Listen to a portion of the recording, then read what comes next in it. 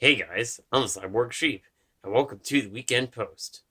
The date today is Saturday, the 27th, and today in the TO is Doors Open, a series of events that feature some particularly interesting places in the Toronto area. So in this video, we are going to McCowan Car House. Let's do this. All aboard.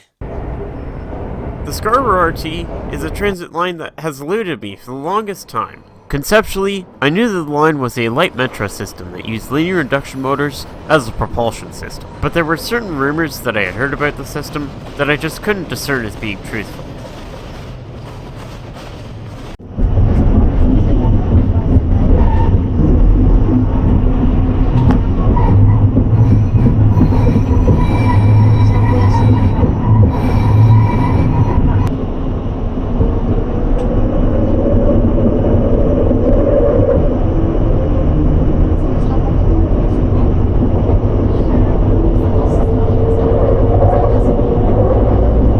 First of all was the super weird and non-standard two-rail power collection system, instead of the regular third rail that you would have on a subway.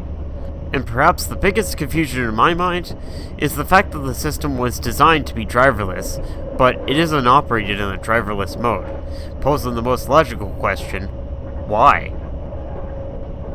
All of those questions and more will be answered in this video, so I hope you enjoy the ride.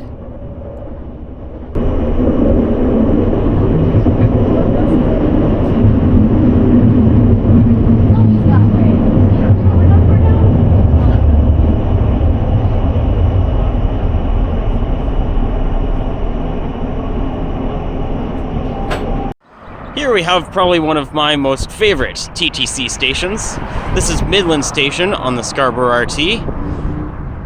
It's very interesting how they have the curved glass going over the top of the station and the metal sheathing rounding it out on the bottom.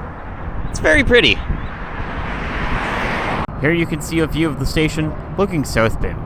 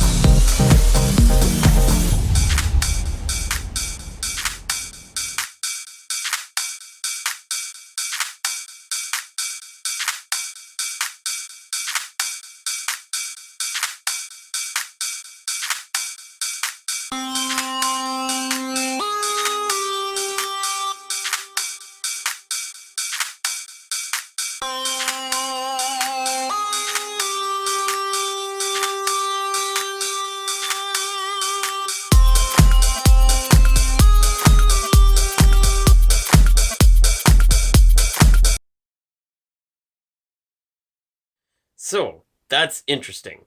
In discussing it with someone at the event who was formerly an operator of the line, I have some answers to the questions I posed at the beginning of the video. Question the first: is the line able to be run in a fully automatic mode?